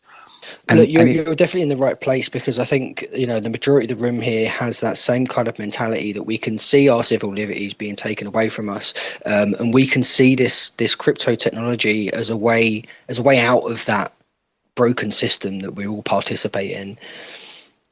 Yeah, and you know, I don't want to get too sort of, you know, conspiracy theories, because most of that shit I don't really agree with, but I do agree with the idea of keeping at least some part of our world decentralized, you know, so that we aren't just, you know, because when CBDCs come in, central bank digital currencies, for those that don't know what they are, which they will come in, it's going to be an absolute game changer. It might take 5 to 10 years for it to really, settle in. But if we are being fattened up, so to speak, by the use of things like Google and Meta and these companies in our ability to just whatever, and particularly since COVID, obviously, we had the excuses to the tracker app and stuff like that, right? Yeah, so I feel that we need to keep a part of England that will forever be green. No, we need to keep a part of the world decentralized, and Bitcoin is that part of the world. It allows you to. It will always allow you to trade. There's Punk 6529 has a theory called the right to trade, which is I absolutely totally agree with. It's a fundamental right that we have as human beings, which is a right to trade our talents, our goods and services. We have a right to barter, 100%. Yeah, trade, exactly. So and we have a right to trade in a way that is anonymous. We should. That's what money was always about. Was actually anonymity. Was being able to trade with people easily without other people knowing. And then, of course, slowly but surely, we've been pushed into credit cards, and then from credit cards, we're now going to go into CBDCs, and then, and that will be really, really. All it takes is for these, one person to decide they don't like you and to flick a switch, and suddenly you are shut down. You are shut out from getting insurance, and you're shut out from getting mortgages and loans. And, you're seeing it in China already. And I know China's China. I know China's China. But still, it's like you're seeing people doing, cleaning the streets and picking up rubbish and stuff like that. So they can be caught on camera doing that, which means they get extra points that allow them to get better deals in insurance and better deals on loans and stuff like that. You're seeing this in social China. credit score. Social credit score is scary. I mean, that's some Black Mirror stuff, man. I've seen that episode. It is. I got in a cab the other day, and the guy was telling me that there was this thing like up on his screen, and I thought it was a camera. Like you get in a lot of taxis, and they have a camera to kind of to do it. But no, this camera was on him. And the camera was on him, and apparently all it takes is for him to look down and away from the road, and an alarm goes off in the camera, and then 2 minutes later he gets a phone call from the insurance company going, "What you up to?" I mean, that is Black Mirror shit. I was like, you are joking me. He said he normally has his phone on a holder up on the windscreen, right? And then one day his lead broke, and he's got a Tesla, right? This guy's got a Tesla Model 32, and so he put the phone in the phone holder in the Tesla, and he was looking down at that, and he just said the fucking thing went mental. It was just beeping left, right, and centre the whole day, and he had to pull over and buy a new lead so that he could redo it. It's just like, whoa, this is getting insane. Anyway, we're veering off the subject here. We're getting into Black Mirror. Let's talk about some positive stuff and what we're all doing here in Web3, because it is absolutely stunningly amazing, and we've gone away. Let's find out a little bit more about what you've been up to with the TokenTraxx thing. What your goals and that sort of thing. Yeah, thank you for that. Thanks for bringing that. So as I said, I'm a music producer, songwriter, artist, signed to many different labels, major labels, independent. Work with the majority of artists I've worked with over my 30-year career have been with major label artists. And I have a love-hate relationship with the music industry, and it's made me a lot of money. I've done very, very well out in the music industry. Worked with people like Kanye and Jay-Z and Beyonce and Kylie Minogue and Noel Gallagher and all kinds of incredible artists. And I'm still working with artists now, not so much because I'm predominantly doing TokenTraxx, which I'll come to in a minute. But I always knew that there was something in blockchain and music, and I got into started buying. I mean, I found out about Bitcoin back in sort of 2012, but didn't really take too much notice of it, and then got into it properly in sort of 2016 because I love the concepts of decentralization, and I'm a bit anti-establishment on everything and stuff like that. So it reminded me a lot of the kind of early days of dance music, when we were all sort of traipsing around muddy fields and warehouses and doing illegal raves and stuff like that, and it just really reminded me of that kind of camaraderie and that community sort of spirit. and the sort of two fingers up to the man kind of concept. And I just loved all that. And I realized there was something with music, but I couldn't quite put my finger on it. And then when NFTs came along and I discovered NFTs probably around about 2019, I was a bit late to the game with NFTs. That was it. That was the penny drop moment when I realized that, oh yeah, everything is a unique digital asset. Everything that is we do in music, from beats to rhymes to lyrics to mixes to remixes to gigs to merchandise, meet and greets, everything is a unique digital asset. So having a piece of technology that could register a unique digital asset on the blockchain and give it like some authority and some provenance really, really got me thinking, got me inspired. And then COVID happened and I just sort of went, right, I need to do something about the music industry because I do not you got locked in a studio with your own thoughts. No, I got locked on my sofa in my underwear, as most of us were. And also I was just talking to like fellow brothers and sisters in the industry who were like, what the fuck, what's going on? And because you could see that, an airborne virus that transfers really easily when in close contact with human beings. It's like, that's the music business all over. So, that's what we do. So I just felt really, really scared about everything. And I just thought, right, I know all these people in crypto. I'm into crypto. I love NFTs. Let's turbocharge some ideas that I have around music and NFTs. And so TokenTraxx was born late 2020. We spent most of 2021 building out the team. I always wanted like the best people in the music industry because the music industry is full of incredible, really beautiful people that really care about artists and care about them and want to mentor them and help them and develop them and market them. And, artists are incredible, but they are generally quite sort of up in the air, head in the clouds kind of people. And they do need a team around them. You do need people to help them on many different levels, so that they're free to create, which is what they should do, and free to perform, which is what they should do. So I wanted to pick some great people from the music industry. I brought in a guy called Miles Leonard, who's ex-CEO of Warner Music, and Warner's and Parlophone. He signed like Coldplay and Gorillaz and Radiohead and all these incredible bands, all of which were like some of the greatest bands that this country has produced, UK has produced in the last sort of 20, 30 years. So he was behind all of that. And every time I used to go in to see him, at Parlophone, at EMI, it was just a riot. Everybody was having such a good time. And I thought, well, if I want a company, I want to get him involved because it's always such a great vibe. So, and then we married that up, though, with a really, really brilliant tech side, really good marketing side, an amazing guy called Jason Lamont, who was also at EMI with Miles and did a lot of the marketing around things like Gorillaz and stuff. And it's just an absolute fountain of incredible knowledge and creativity. And then we've got a brilliant sort of music business licensing side, a regulation side, because you're doing tokenomics, which is very, very important that you have concepts around tokens and are they securities or not and all that kind of stuff.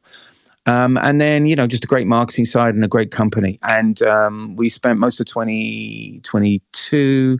In 2021, we raised a bunch of money. And 2022, we released our token, which is the Traxx token, which you can go and get on Ascendix and Bitmart and on DuckDuckGo. No, what's the other one? I can't remember which one it's on. But if you go to tokentraxx.com, you'll find details for where you can pick up the Traxx token.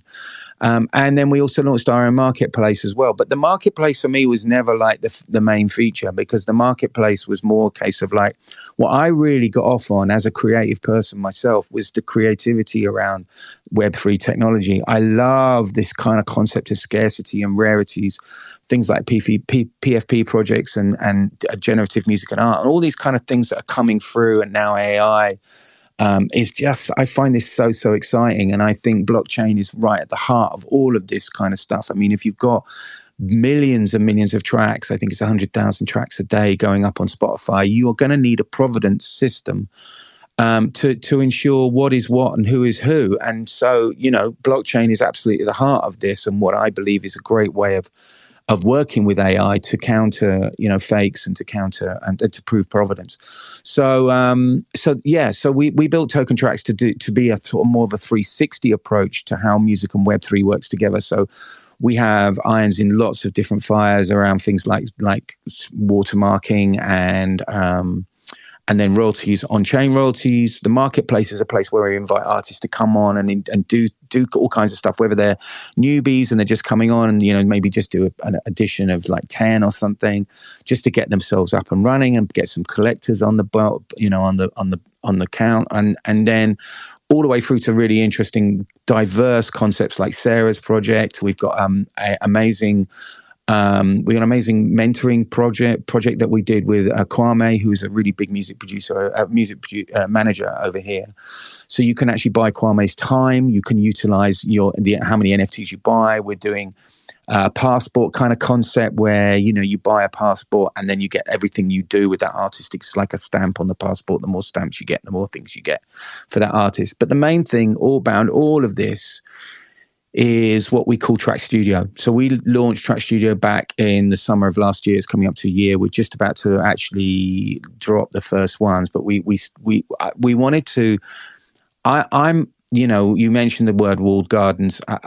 I'm pretty sure I was one of the first people to coin that phrase, because this has been a problem for me since day one with the big ones, with OpenSea and so forth, and other music projects like Catalog and Sound and so forth. This has been a problem for me, is that if you create a website that people want to get onto, then that to me is a walled garden. And walled gardens are centralized entities, you know, in the same way that Facebook is a centralized entity, Spotify is a centralized entity.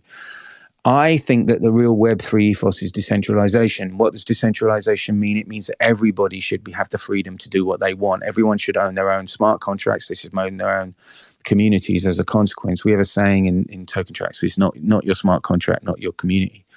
And that essence is at the heart of what we do. So we launched Trax Studio back in the late summer of last year. The Trax Studio is a completely customizable, totally decentralized marketplace. You own it, it's your thing. You can dress it in whatever way you want to dress it.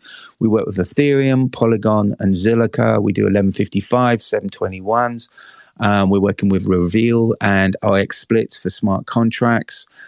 We have a custodial and non-custodial wallet options for newbies. You know, if they don't really know how to do this stuff, we can create a wallet for them. We have Circle Pay. We have credit card integration, Apple Pay, Google Pay integration. So again, if you're doing stuff with newbies and you want to bring them on and make it as super simple as possible, we have that set up.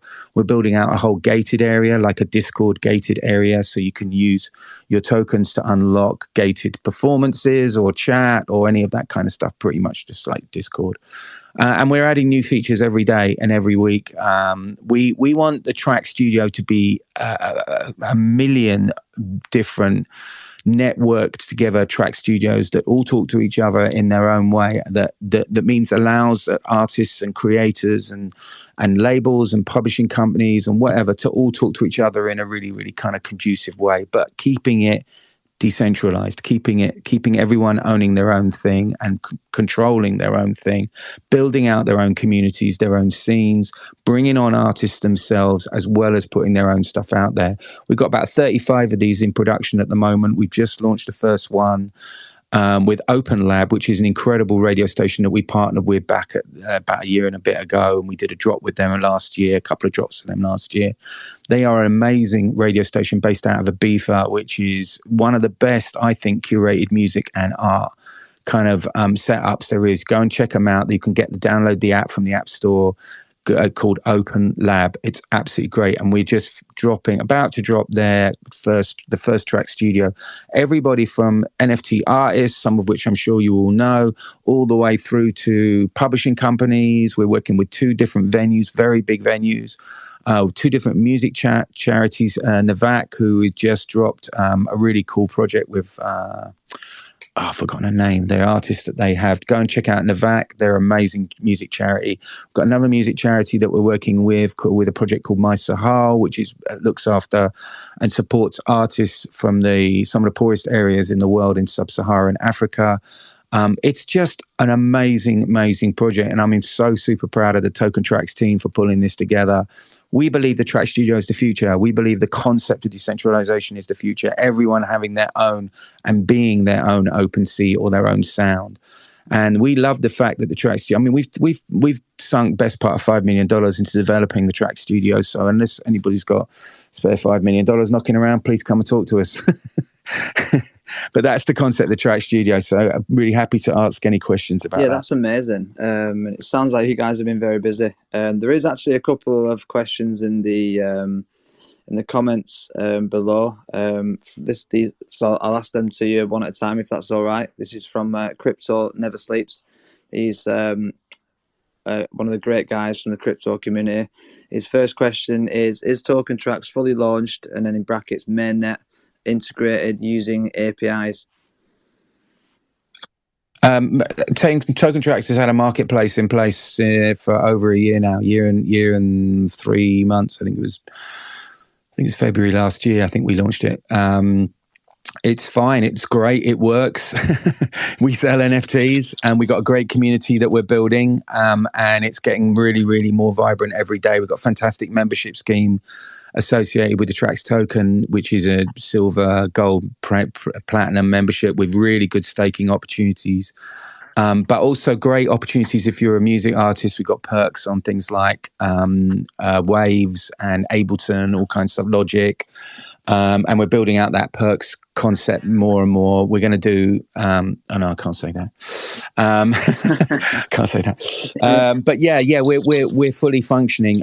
Track Studio is just going live, and as I said, with the first Track Studio is just going live. It was supposed to go live this week, but we had a couple of teething problems, so it will go live early next week. But yeah, after that.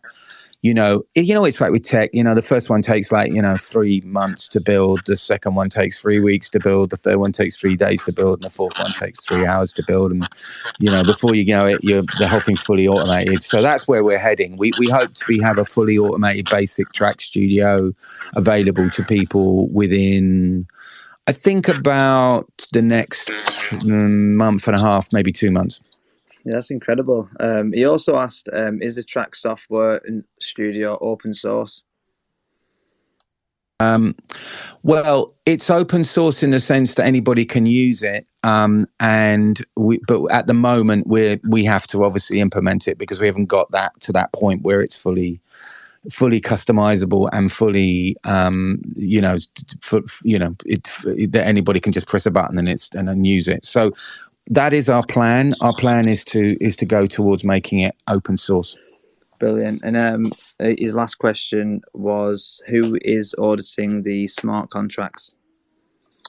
Oh, that's a question you'd have to ask my tech people, because I do beats, rhymes, and melodies, as I always say. So apologies, because I know that sounds like I'm just fobbing you off. Auditing smart contracts is absolutely very important, and I appreciate that it's very, very important, but I can't answer that question because I don't know.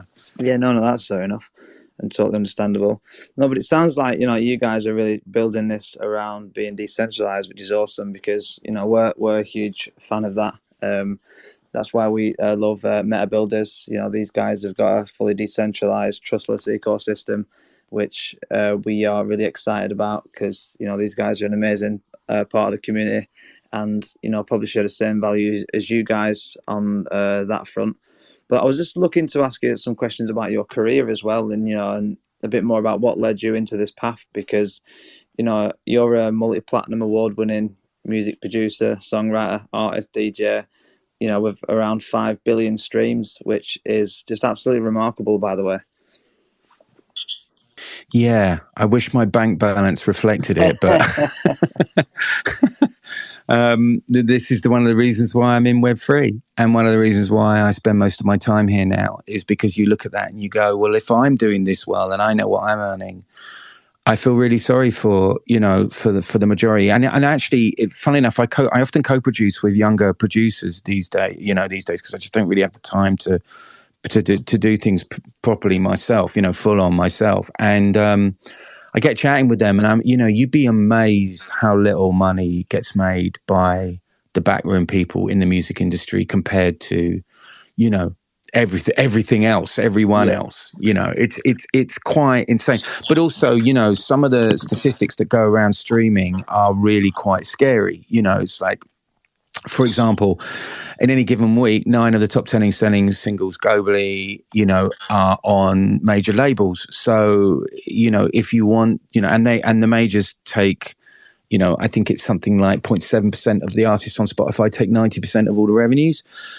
So just, you know, when you connect those two statistics together, you know that the majority of money is going to the major labels, which is not, I mean, you know, I've got, you know, I have, as I said, I have a love-hate relationship with the major labels. There's a lot of great people in the major labels.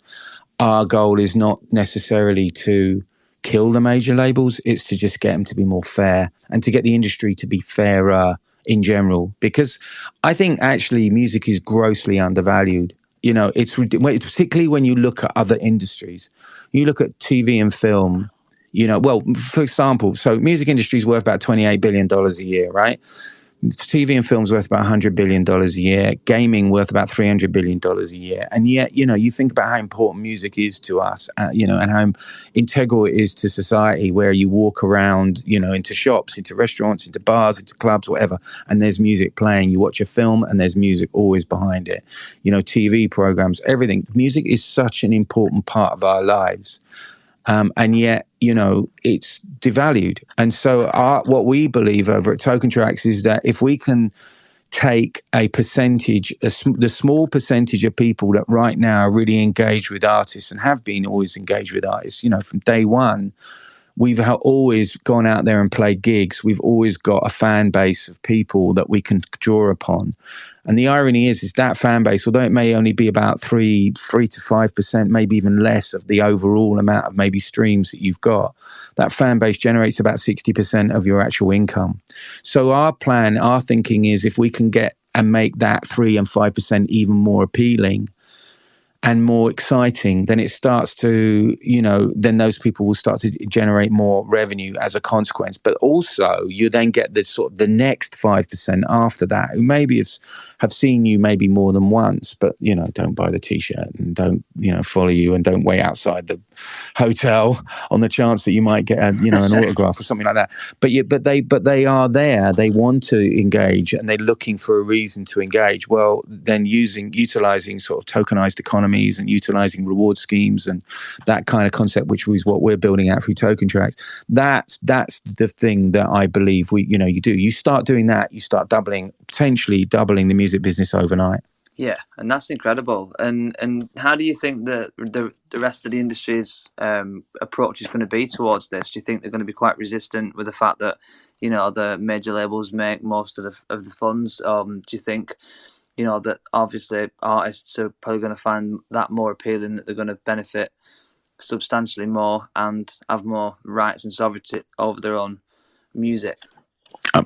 I mean, you know, we could talk about this for hours, because there are, you know, that question is such a broad question, because there are so many different people in the music industry, you know, from you know, tiny little independent artists to NFT artists through to, you know, major label artists that have just got signed, or historic or big label artists or historic label artists, and some of which might not even be live now, you know. So what I think is what the major labels have done traditionally over the last sort of 10 years is they just sat back and waited. They don't develop music anymore. When I first started in the industry, they developed artists. You know, you would get a development deal, and then they would decide, they might put a little bit of money behind you, and then they would decide maybe after a year or two whether they were going to sign you full time. And they don't do that anymore. They don't need to do that anymore, because the technology allows them to just sit back and wait. And they wait for something to come along that's big on TikTok, and then you just wait in, and whoever writes the biggest check, which is generally Universal Music, they get the artist. That's one way of approaching it. It's pretty much the predominant way of approaching it now. You know, and that's why I think music on the whole is grossly undervalued, because it's just like a cookie cutter concept. It's like, oh, TikTok spits out that one, right? Well, let's sign that one, right? You know, we don't expect it to be any more than one single. If we're lucky, we might get an album out of it. Probably not. Let's move on. Next one, bang. Next one, and next one. So where does Web3 fit into this? To me, there are two goals that Web3 has to achieve. The first is to work with that system. The first is to work with that legacy system and work out ways of putting things on chain and provide solutions to the industry as a whole that make things better, faster, more accurate, whatever. That might appeal to some people, but of course there is a lot of people in the music industry that make a lot of money out of lack of transparency in royalties. So you're going to have a bit of a fight over that one. And that's why predominantly I'm more interested in the second concept, which is build out a vibrant independent sector.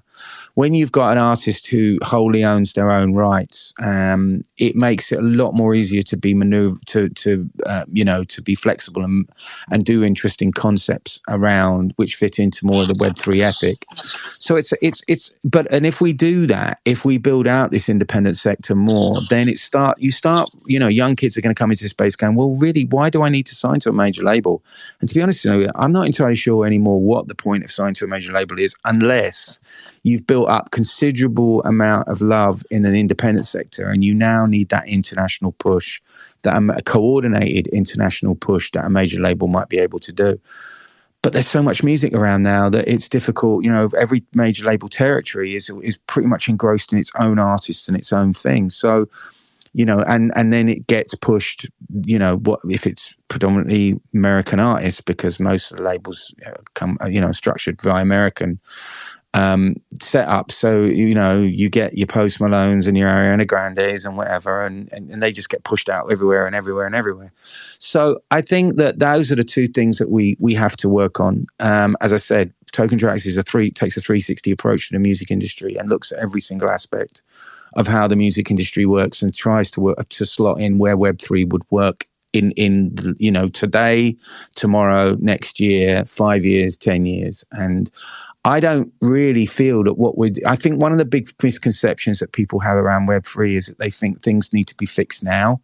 And if you look at tech adoption over the years, tech adoption doesn't work like that. What I feel is I'm building out concepts now for my kids who are 15 and 17, and in fact, I'm building out concepts for kids even younger than that, because when this technology starts to sort of get to a place where I think it's more user friendly, which is sort of around about, I think, in about 3 to 5 years time, then that's, my youngest is 15. She's going to be 20 then, so it's not for me.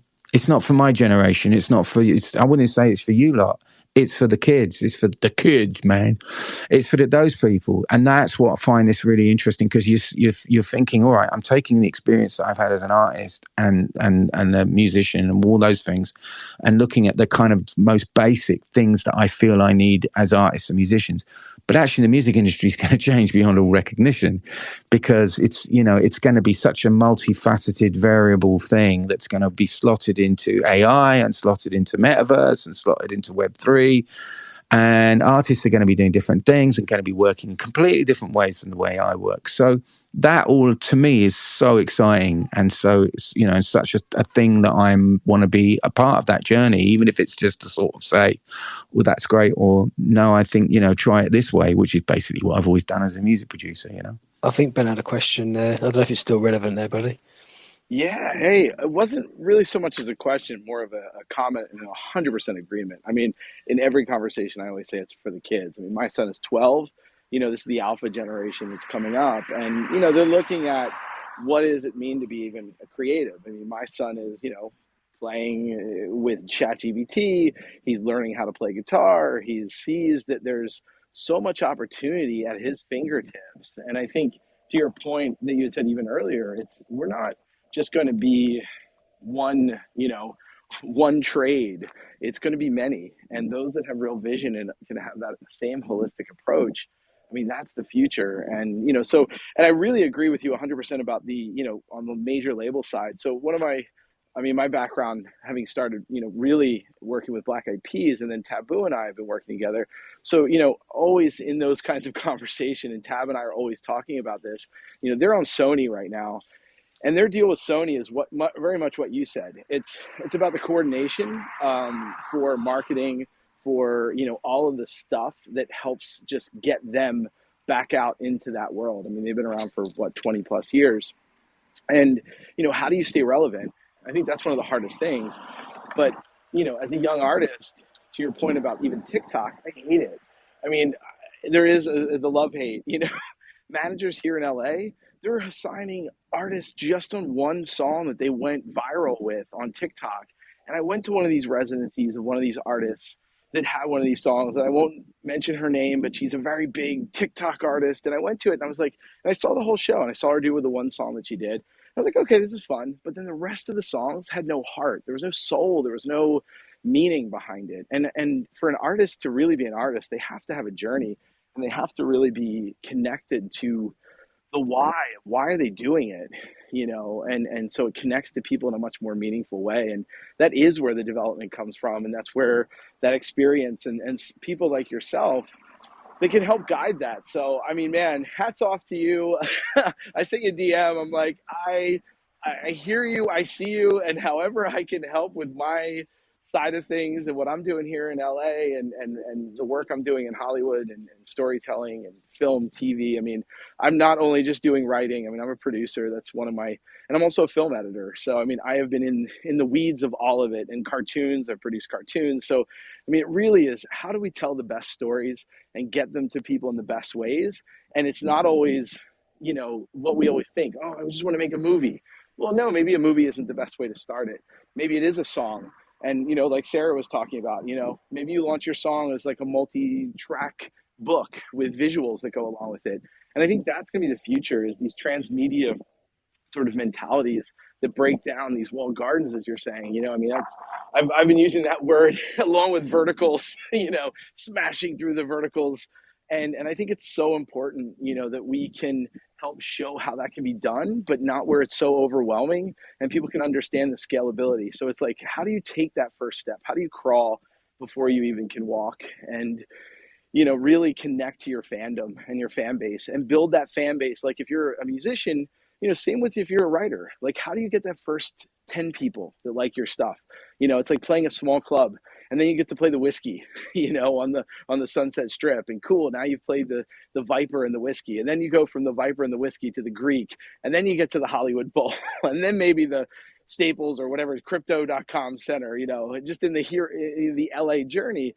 But that's such a journey that seems so overwhelming unless you really break it down and show people how it can work, and really how as an artist you can connect to not only yourself, but to your audience, because your audience is your key, and you really need to make sure your audience is they're along for the ride. And I think the more that you get to know your audience, the better. And I think that's really where this Web3 ideology comes into play, and what we're doing with Soultype and what I'm doing with Soultype personally, with my book, but across the board. And I think, these big labels, they're just brands that give us trust. And I think folks like yourself, Tommy, I mean, you give that credibility and that trust. And I think that's a huge need in this space. And so it feels like, okay, people that have been doing it in traditional now are coming and seeing how it can be done in a new format and a new way. And I'm just like 100% there with you. I just wanted to say, not so much a question, but like an affirmation, and keep going, man. And whatever I can do, whatever resources I have,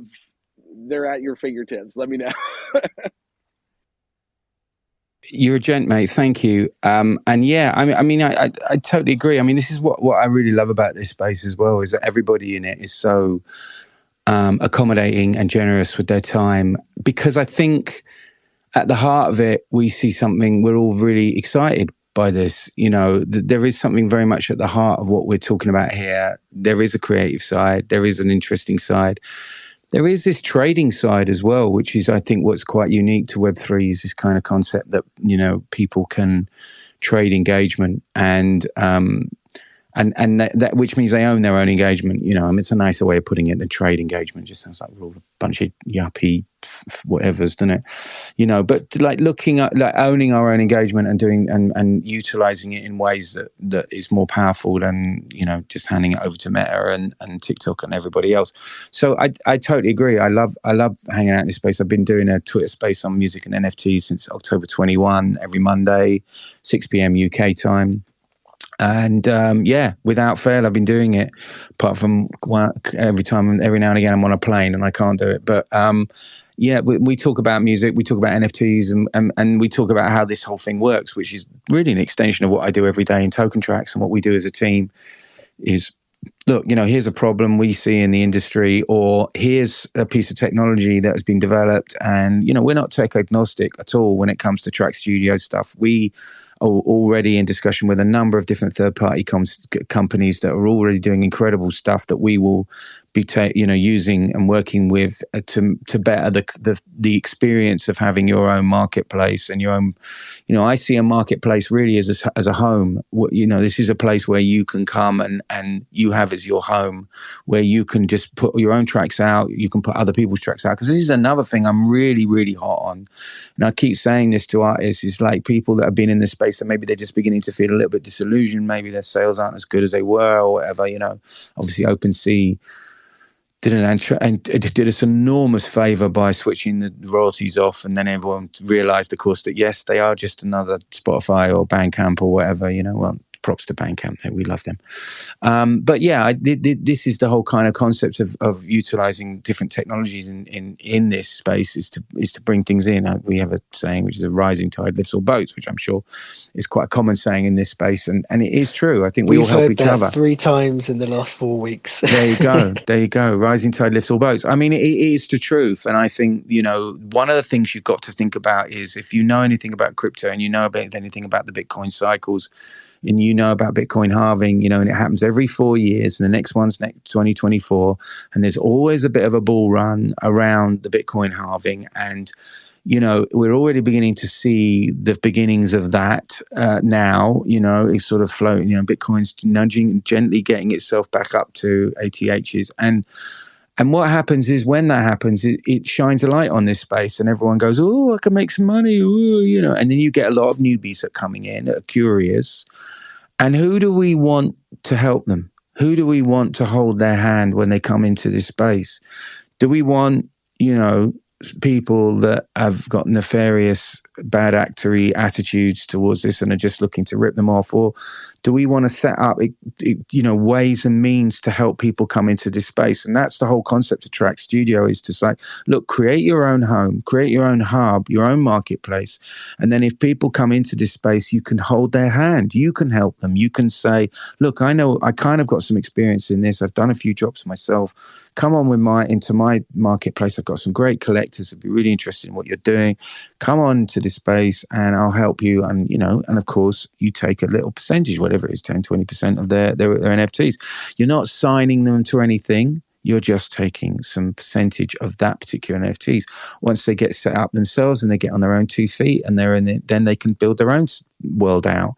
But you've helped them get on this space. And I think that's going to be crucial, like towards the end of this year and next year, to be people in this space who can help others.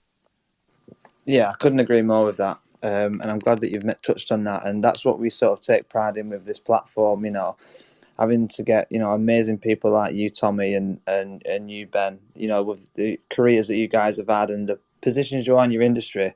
And then the OGs of the Web3 space, Meta Builders, Metagame, and One Game Initiative, the guys that are building the ecosystems that can really work with you guys to help you achieve the things that you need to build to make all of this happen. And I think that's a really beautiful thing that, like you said, that these spaces can create those opportunities for those collaborations. And with Web3 being all about collaboration, I just think it's an amazing thing that we can all, come together and help make things happen with. So yeah, it's definitely a really important factor, and I think you're absolutely right.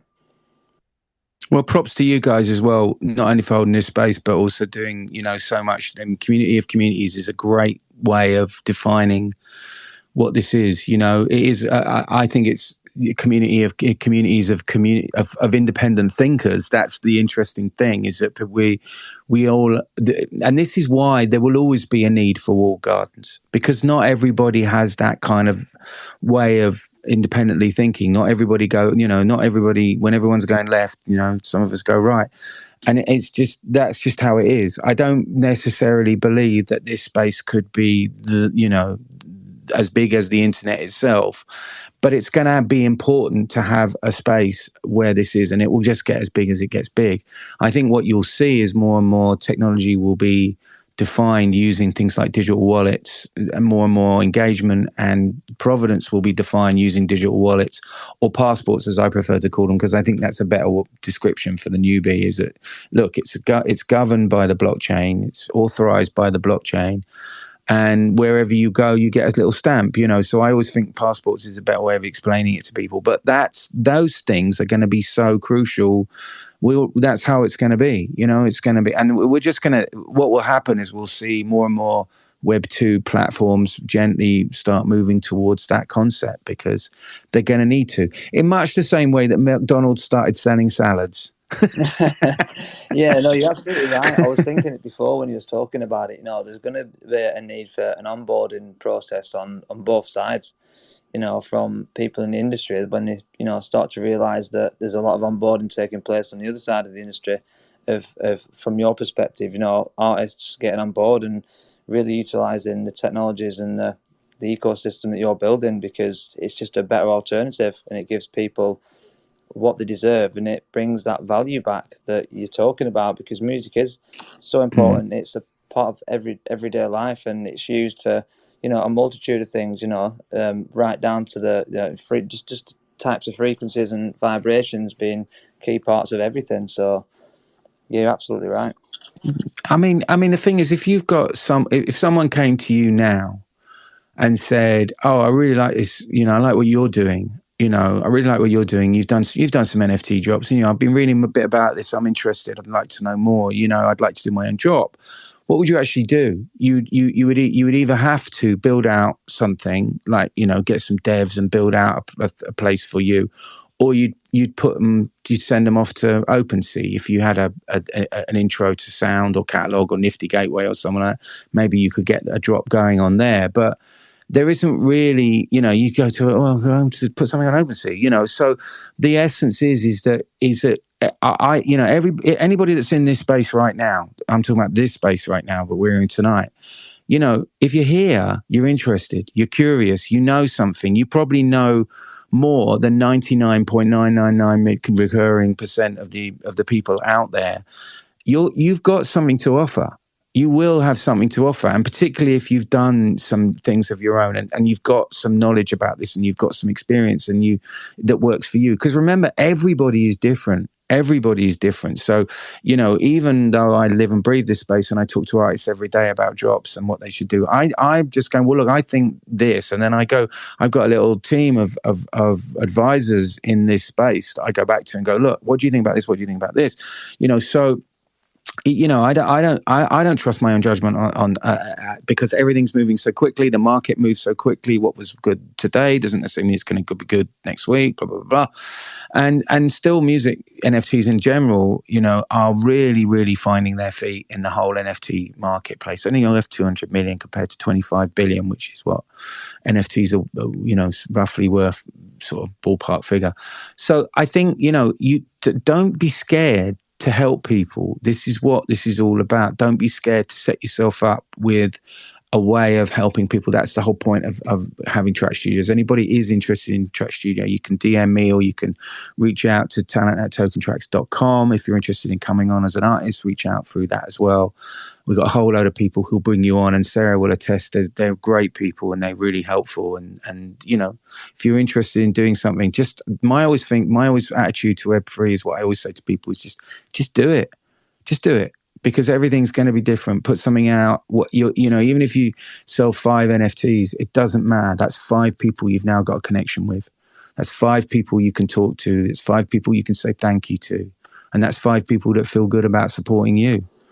So get started. Yeah, well said. And that's what, if you've noticed, you know, a lot of people around you've got the plus in the name, and that's what that exactly represents, is that we're representing each other. You know, we represent Web3, you know, positivity, collaboration, you know, mental health awareness, and so that's what the plus in our name represents, is that we're all, you know, showcasing that we're standing together and helping each other. And anyone is welcome to add it. You know, you could add the plus yourself if it was something you saw value in, because, you know, it also represents that everybody's got something to add, and that we're all an addition to whatever degree, you know, from people just consuming the content and the music and the spaces, and all the way up to people at your caliber that's been in the industry for decades, you know. So the plus is what represents the communities, and what means a lot to us for that reason. So I love that. I love that concept. It's really, really cool, man. I think that's really, really great. And I think, you know, just to be clear, having been in the industry for over 30 years, the thing that I can bring to this space is that basic concept that we're all the same. Underneath it all, underneath the hood, we are all the same, and we just need the same stuff. And so how can you use the technology to do that? You know, people are scared about AI. They think they're going to take their jobs and all that kind of stuff. It won't. You just need to understand it. It's a tool that you need to understand, just like every other technology. Technology brings through change, and change is scary. So the quicker you understand how that technology is going to change the world and change your world, the better. And then you can pivot and you can train to do, you know, to use this technology to your advantage. And it's the same with Web3. Web3 technology is exactly the same. In fact, I lump AI in with Web3 now, because to me, Web3 is an extension of the first two internets. And it's just that these are all tools that we will use to create, you know, inherently you've got to believe that people are good. You've got to believe that they're going to do good stuff. And if you give them great tools, they're just going to go away and do even better stuff. Yeah, no, well said. You're absolutely right. And it helps if, you know, if you don't even know where to start, just putting yourself in the right place and putting yourself around the right people. And, you know, the beauty of utilising the plus in our name is that it didn't take anything away from your own identity. You know, you didn't have to change your profile picture, you didn't have to change your name. It was just a way that we could all sort of showcase that we're standing together, and that's what it means to us. And, you know, we're just trying to do that in this industry, is just try and help everyone we can and bring people together, because, you know, this is happening, and it's happening now. And like you said, you know, change is coming, and it is scary, and many people don't understand it. And, you know, I'm still learning and learning every day, and it's because of opportunities like this that, you know, we get blessed to learn from people that have got decades of experience. And, you know, that means something. And, you know, that again, that's you coming into an environment like this and adding value. So yeah, if adding the plus to your name was something you want to do, we'd all be honoured by it, but no pressure. As long as Elon allows me. Do you know what I'm saying? You know, you never know where we stand with Twitter anymore. You know, it's like, but I think it's a lovely gesture, and I will absolutely be doing that. And I think, you know, the key here is just whether you have a plus or a minus or whatever. The key here is just keep turning up. You know, just keep turning up to spaces and just keep supporting and sharing as much as possible. And you know, everybody's welcome to come to my space on Mondays at 6 p.m. UK time, which I think is 1 p.m. Eastern. My memory serves me. And yeah, because we talk about a lot of stuff around this. Last week we had a really interesting conversation all about innovation within NFTs. There's lots of really cool music projects that are coming out, like Sarah's is the main one, you know, that are doing really utilizing all the technology and utilizing concepts around scarcity and rarity through Web3, you know, vibes to come up with really, really great innovation. And also then you've now got music artists that are continuously adding to their drops to bring value, which is actually more than can be said for most PFP projects. You know, when you see the amount of utility that gets added by musicians, you know, they're always doing gigs, they're dropping extra things that, you know, you get this, that, and t'other, you get freebies, you know, you get free merch, blah, blah, blah. And you know, and you look at, like, you know, no names, but you look at some of these big blue chip PFP projects and you're like, well, what are you actually doing with all this money? Apart from just sitting on a beach somewhere telling everybody how amazing you are. You know, it's like, what are you actually doing? What are you building here? You know, it's like fair play to Yuga, because they do seem to, you know, pull things out of the hat. But, you know, some of the other ones. Yeah, no, absolutely. And yeah, you couldn't be any further from the truth. And I think together, and, you know, through the amazing things that you guys are building, that change can happen, and it can happen in a way that, you know, people from every angle can learn to utilize without it being detrimental to the industry. But unfortunately, you know, our time is up. We do these spaces for 2 hours. So if you have any closing statements, Tommy, you know, now would be the time. If you've got anything you'd like to add before we close up. Just keep building, keep believing. If you haven't done it already, throw yourself in. You've got nothing to lose. Well said. And yeah, no, thank you. One last thing to add. I just want to say, Sarah, your showcase was fucking mind blowing. It was crazy. It really was.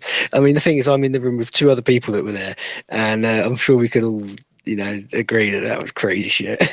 Yeah, Sarah Main is crazy gifted, and watching her do what she loves, the way that she did it was just as entertaining in a good way as the music and the video as well. And shout out to you, Tommy, as well for supporting that and doing what you're doing in the position that you're in. I just think that that's iconic, and I think that that's massively underrated here. That with the position that you're in, and the money you've made in the industry, as you said, you didn't need to do that. You could have just kept doing what you were doing, but you've decided to do something that could potentially be a massive pivot in the industry and globally for the rest of our lives and our kids' lives. So huge respect for that, and we obviously appreciate your time tonight and coming here. It really means a lot. Oh man, thank you, and that's really sweet of you. Thank you for the love and the flowers. Yes, I just keep turning up every day.